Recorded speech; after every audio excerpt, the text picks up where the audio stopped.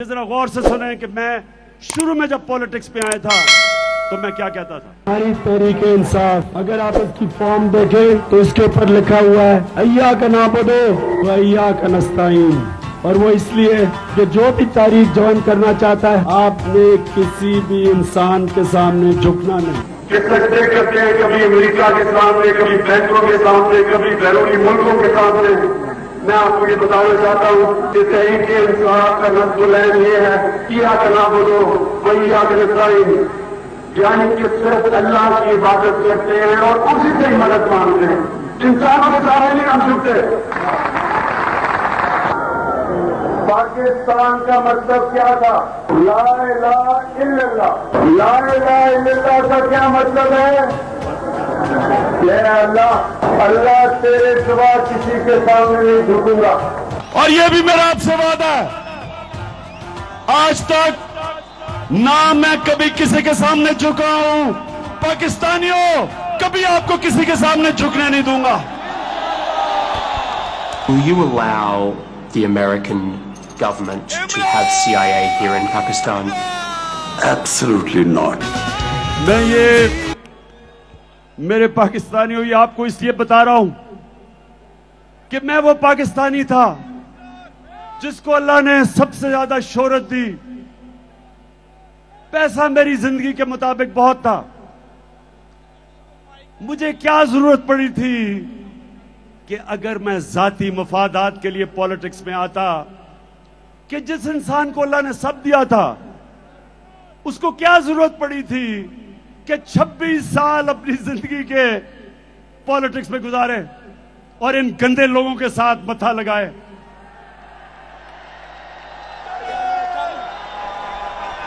वो इसलिए कि पाकिस्तानियों, मेरे मां बाप, जब मैं बड़ा हो रहा था हमेशा मेरी मां ने और मेरे बाप ने कहा कि तुम्हें अंदाजा नहीं, तुम कितने खुशकिस्मत हो कि तुम एक आजाद मुल्क में पैदा हुए हो। हमारे से पूछो गुलामी क्या थी।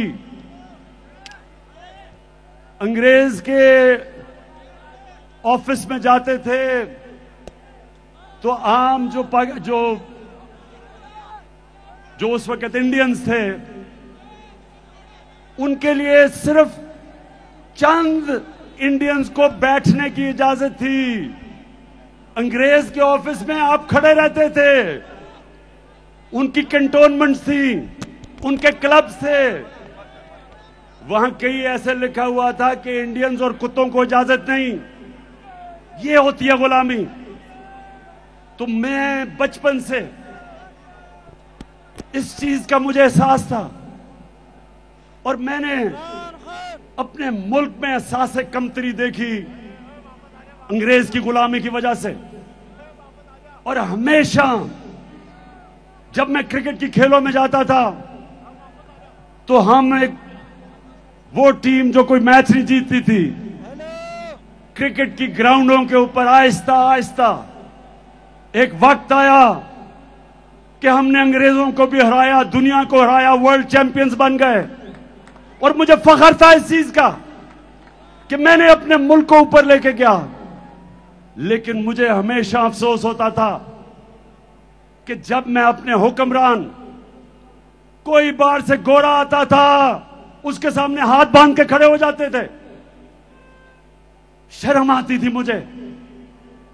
और जब 26 साल पहले पॉलिटिक्स में आया तो ये जो आप सुन रहे हैं, ये आज से नहीं मैं बातें कर रहा। मेरी मोटिवेशन थी कि अल्लाह तूने मुझे कभी मौका दिया तो मैं अपने मुल्क को पैर पे खड़ा करूंगा, एक खुददार कौम बनाऊंगा और कभी किसी के सामने नहीं झुकने दूंगा।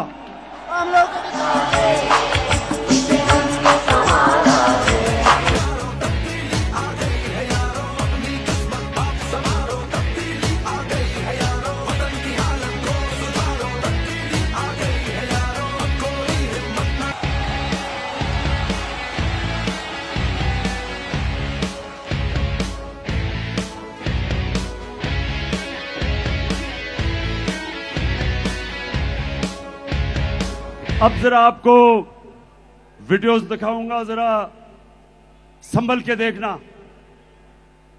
इन लोगों की मैं बात कर रहा हूं जो हमें शर्मिंदा करवाते थे,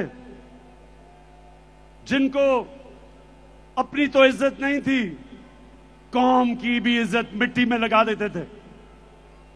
तो सबसे पहले हमारा डिफेंस मिनिस्टर और फॉरेन मिनिस्टर, वो जरा अमेरिका के मुतालिक क्या कह रहा है, जरा दिखाओ।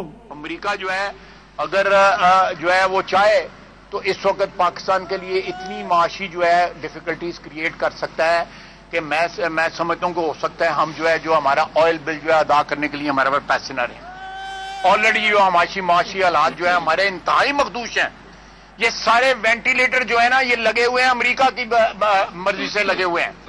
अमेरिका चाहे तो ये सारे के सारे जो हमें जो इस वक्त ड्रिप्स लगी हुई हैं या वेंटिलेटर लगे हैं,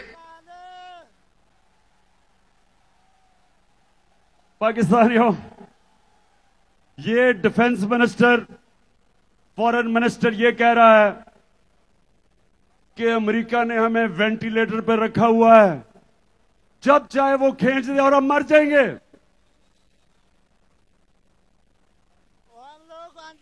मैं पहले तो इससे पूछता हूं कि ये इस नौबत पे लेके कौन आया? 30 साल तो तुम दो खानदान इस मुल्क के ऊपर हुकूमत कर रहे थे। वेंटिलेटर पे डाला किसने? इस मुल्क का खुद पैसा चोरी करके बाहर महलात, अरबों डॉलर्स की प्रॉपर्टीज, बैंक अकाउंट्स, सारे शाहाना लाइफस्टाइल और कौम को मकरूज कर दिया। कौन जिम्मेदार है?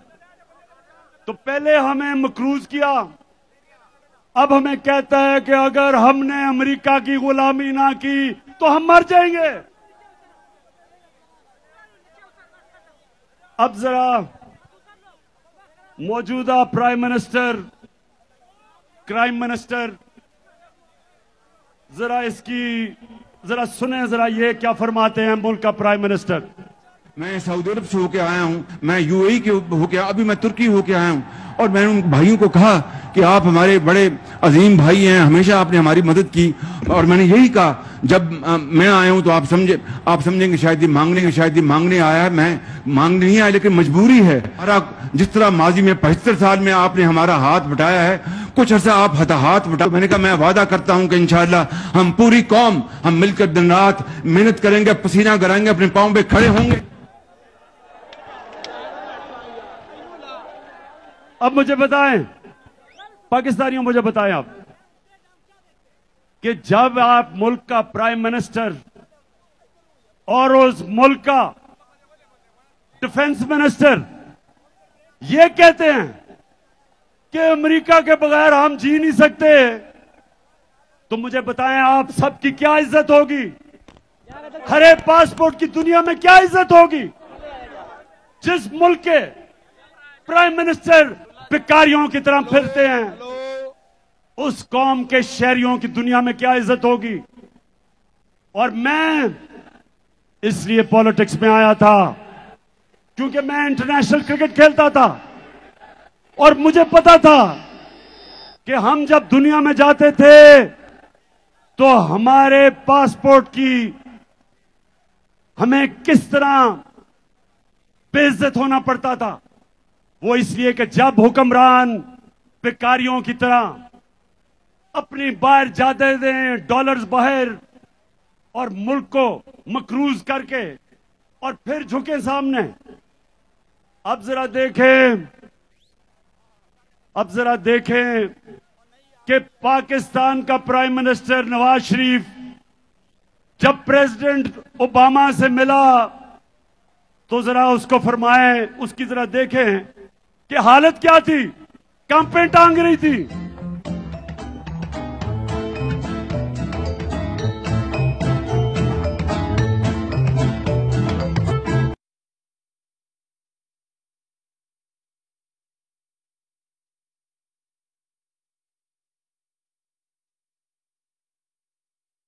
You and Mr. Obama and Mrs. Obama in Pakistan, and Keema and Dal is great.